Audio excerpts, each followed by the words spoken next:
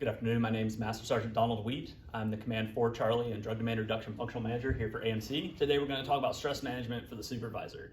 So before we can really talk about how to manage our stress, we probably need to define it. So stress, it's important to remember, it is not an event. It is not a situation. It is not something you're asked to do. It's not something that happens to you. It is your body and mind's response to a demand. And how we respond to that demand varies. Right? So how do we determine if something's a good stress or a bad stress? Well, first of all, perspective and attitude play a huge role, right? What experiences do you have in your life? And then when we're looking at good stressors, we're looking at them being short-lived and controlled. And so we'll go for bad stressors, uncontrolled and varied duration. So how can a good stress become bad? So for example, I really like short notice suspenses.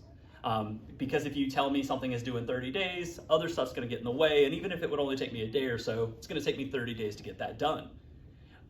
Whereas if you give me a short notice suspense and you say, hey, this is due tomorrow, no problem. I get to work on it, I know what my priorities are, I get it done, I turn it in. However, if you begin to give me short notice tasking after tasking, and I lose that control and it's going on for much longer than I can really kind of maintain comfortably, all of a sudden what I wanted becomes something I don't want. So how well we're prepared, what our perspective is, and the control and how long it lasts. That's what determines whether or not something's a good stress or bad stress. So how does a situation automatically, how do we react certain ways to certain situations? How is something that we experience inherently bad? And why are some things inherently good? Well, it has a lot to do with who we are as people and what our experiences are in life. So why are we like this? So let's all go through just kind of a scenario real quick where mentally take yourself back to your first romantic relationship. And in that first romantic relationship, your partner could do no wrong. Some people were changing their last name in notebooks. People were putting their initials inside hearts. And nobody could tell you that anything was going to go wrong. But as most of us have experienced in that first romantic relationship or in a romantic relationship, we sometimes get hurt. And when we get hurt, how do we respond? Well, the first thing we respond emotionally, right? We feel hurt, we feel betrayed, we feel sad, we feel depressed, we feel angry. And then the next thing that happens to us is we feel that stressor, that event, we feel it physically. So and this is where we're talking about my heart's broken, right? Your stomach hurts, your breathing changes, your muscle aches, you lose your energy, you get headaches, there's all these things that happen to you, your heart races, right? I'm feeling that stress physically. And then after we feel it physically, we develop a changed psychological outlook on life. So in this situation where my trust was violated, now I feel like I can't trust people. I feel like in a relationship, I have to be on my guard because I can't trust anyone, right? And so what happens is that affects my behavior, right? I can't trust anybody ever, so now I won't trust anyone, and so so I'm gonna argue with you, I'm gonna doubt you, I'm gonna look into things, I'm gonna try and see what's going on because I'm trying to protect myself from being surprised by that, protect myself emotionally from being surprised by you betraying me. So if I'm on the offensive, then I don't have to worry about it. So how does that kind of outlook on life impact us day to day? All right, well, first, I'll give you a couple of scenarios. First, let's say you are deployed, you're calling your family back home, it's about 10 o'clock at night, your spouse is there with the kids, and they don't pick up. What's your first immediate response, right? So the scenario here is, I'm calling my family, my spouse doesn't answer, they're supposed to be at home with the kids, I have this belief, this attitude that, oh my gosh, they're cheating on me, or whatever it is, whatever reason it is, I can't trust them. And so all of a sudden, I keep trying to call. Finally, I get a hold of my spouse, and instead of saying, hey, how are you doing? I hope you're okay. Is everything all right? Okay, good. How are the kids? Instead of doing that, my spouse picks up the phone, and I say, where have you been? Why didn't you answer the phone? What have you been doing? And I don't show that concern. I don't show that love to my spouse. What happens? We argue. And then that argument goes through this whole thing again, and it continues to affect our behavior, it continues to affect our attitudes, and over a while, if not checked, can ruin our relationship, right? Let's say my spouse was, one of the kids made a huge mess, or had wet the bed, or was sick, and they were in there with the child in the bathroom, they were throwing up. Who knows the reason why they didn't answer, but it doesn't matter anymore, because now my spouse is on edge, I'm on edge, we continue to go through that loop, and if not checked, it will ruin our relationship. There are other things that happen in our lives that validate this. I'll give you one that works at the Air Force level. When you PCS to a new location, you're meeting with your sponsor and they tell you this unit sucks. 9 times out of 10, regardless of how good or bad that unit is, you've already made up your mind. And as things happen to you, you validate why you believe what you believe, why you were told what you were told. And I'll leave you guys with one other example. The drivers here are the worst drivers in the world. I've heard that from people at so many bases that the drivers at that location are the worst. And so as you're driving around, you see all the bad drivers. But just something to think about, something I've noticed over time, and see if maybe you notice this as well. The drivers appear to get worse the closer I get to base. They become more aggressive, there's more lane changes, there's more people not letting me merge over, so maybe we're the problem. I don't know. Just a thought. So there's 5 rules of stress management. The first thing, you got to understand what it is you're stressed out about. How many times has a spouse yelled at another spouse because they get home from work and they say, hey, could you take out the trash? I'm not mad at my spouse, but that's just it, right? I had this day, it was overwhelming, and now I'm like, why don't you take out the trash? Why do I have to do everything? Even though that's not true. Why am I really stressed out? What happened during my day? What are some hot buttons, some things that I need to let people know, hey, that really bothers me, or that I just need to be aware of myself. Hey, when that happens, I need to kind of check myself. Reflect, what am I doing? This is one of the most important things to remember on here. Remember that sometimes what you're doing is causing the stress in your life. So a story, young Airman Wheat, when I came into the Air Force, my dad, he was an infantryman. And he told me that in the military, if you want to be respected, you want to go far, you need to be straightforward with people. Don't beat around the bush. Don't worry about blowing smoke, anything like that. Just be straightforward and honest. Go by the rules. Make sure you're sharp. You'll be good to go. So I came to my first base. I remember I went through basic. I did fine. I went through technical training. I did fine. And I get to my first operational base, and my supervisor came to see me do a briefing. And so my whole life, everyone had been straight with me. My dad, if he didn't like the way I mowed the lawn, he'd say, Donnie, that doesn't look good, go mow the lawn. So here I am, I'm having this feedback with my supervisor, and they're like, Airman Wheat, you did a really great job on that briefing, but you might not want to add that story, but otherwise, keep up the great work, good job. So I go do that briefing again a week later, and my supervisor pulls me in the office immediately after. Airman Wheat, why didn't you change the briefing like I told you to? I was dumbfounded. I said, you told me I did a good job. I didn't realize that compliment sandwiches were a thing. So there's 2 people in this scenario that have no idea that they have some level of control over what's happening, right? So for my supervisor, let me explain when I give you this kind of suggestion, what I expect from that. And Airman Wheat could go, oh, I can try and understand how they're talking to me. And while I would never really communicate that way, or that's how I communicate, I can see what they're talking about. Okay, that makes sense.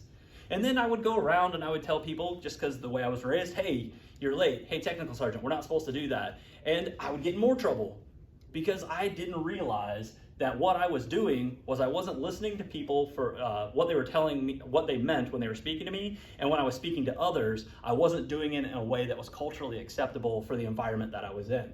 So all I had to do was change my approach in talking to people, still get the same message across, and the message would be received much better, and I had a lot less stress in my life when it came to work.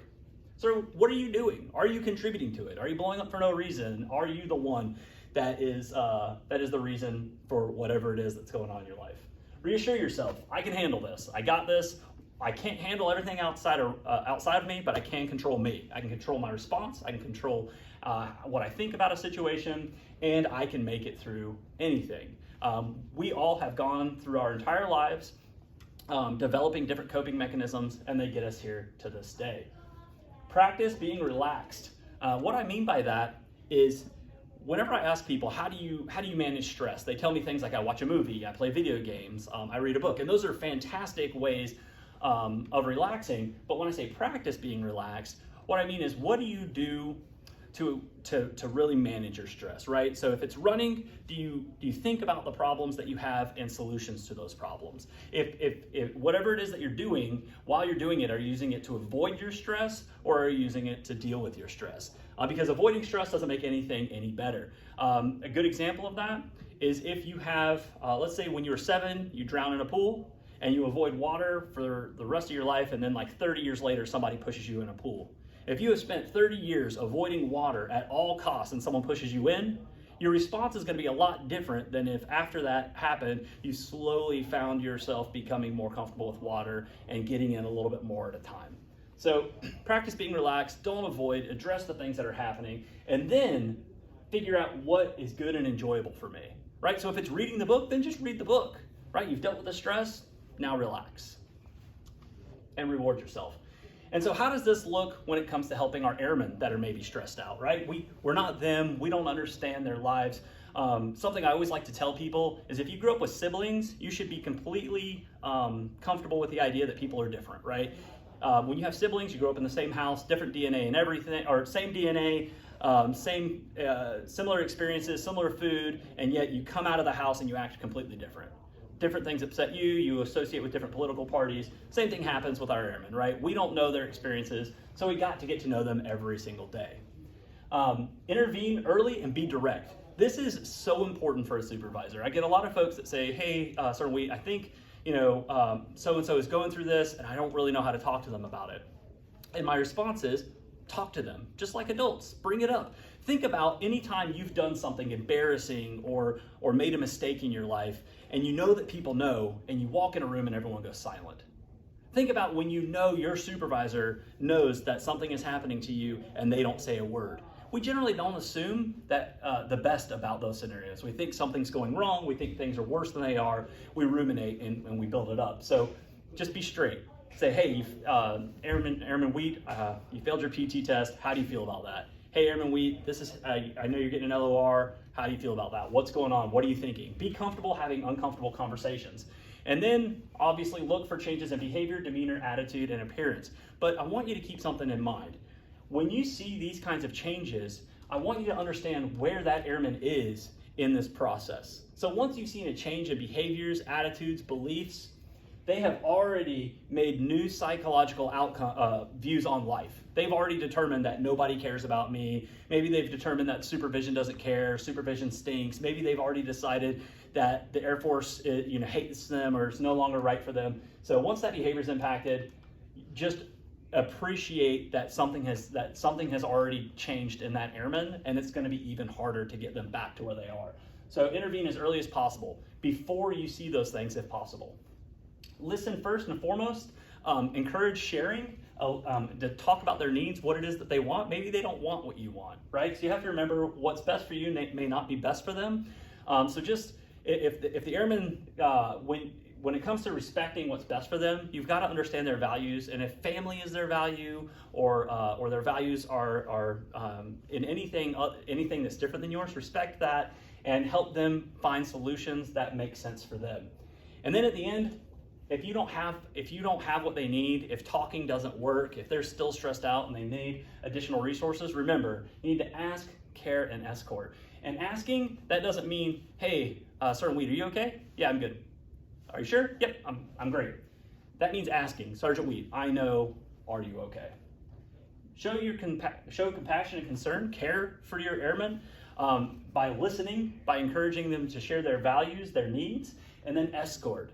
This is incredibly important, and think about what it communicates to your airmen and what it would communicate to you. If someone asks you literally and legitimately how you're doing, they want to know, they're showing you compassion, they care about you, and then they say, all right, do you want to go and talk to the chaplain? Do you want to go talk to mental health? Do you want to find an MFLAC? And I say yes, and then you take me to that person. You drive over with me to mental health, talking with me in the car as we go. Think about what that communicates to people versus, all right, well, here's their number, or I think you can Google the appointment line and they should be able to hook you up. Take care of people, and giving them your time is the best thing you can do to show people you care. Throughout your day, some things to remember. A lot of the stress we experience during the day, we don't really deal with. Even if your boss comes over to you, gets on you for being late on a suspense, you'll generally just sit down and start typing again, feeling super stressed. So do some things. You can do push-ups, deep breathing, meditation, self-talk. One thing I definitely would recommend is take breaks. We know that that when smokers take their break, they go outside, usually away from the building. They generally take someone else with them, right? And while they're out there, they're kind of strolling, they're stepping away from that stressful environment. They're taking a few minutes to talk, maybe even about what it was that stressed them out. They get out to their smoking area. They generally will physically relax by leaning up against a post or sitting down or something like that. And then what they'll do is they'll do what we call diaphragmatic breathing, which is proven to reduce stress. They'll take this long inhale in, they'll hold their breath, and then they'll exhale. And so if you want to, during your days, one of the most effective things you can do is take a non-smoking break. Just walk away from your environment within reason, right? You're not, no insurrection, no insubordination, but walking away once you're able to. Take a friend if you can, a coworker, talk about what's stressing you out, and just breathe. And when that doesn't work and things start to feel like they're too much, remember what your resources are. Number one resource is each other, right? So most things are prevented and taken care of in the unit, not in mental health. So if y'all can talk and you can take care of each other, show support, and that does it, then that's your resource. Otherwise, you can use mental health, chaplains, NFLACS, PCMH, any of those things, and many, many more. A lot of bases have their own individual resources, so find out what yours are, utilize them. And when it comes to mental health, if it's something that you are interested in or something your subordinate is interested in, the Department of Defense just last week released a report. And what they did is they looked at folks with top secret clearances, and they said, okay, out of the 2,361,000 top secret clearance renewals, 46,000 had cases with psychological related issues, so mental health related issues. And then out of all of those, out of that 2 million, only 12 denials and revocations occurred because someone had a mental health diagnosis. And of those, 0.005%, and of those, none of these cases were revoked just for seeking care. So nobody's security clearance was removed just because they went to mental health. In those 12 cases, they likely had significant mental health issues going on, but the bottom line here is it's extremely rare for someone to lose a clearance because of psych issues. The article also goes on to talk about, it's actually looked at positively, that you self-identify issues and go and seek help, comply with treatment, and move on with your life. So it's actually viewed as a positive thing. Other than that, if you have any questions, concerns, complaints, please feel free to reach out to me via email at donald.wheat@us.af.mil. Thanks a lot. Take care, y'all.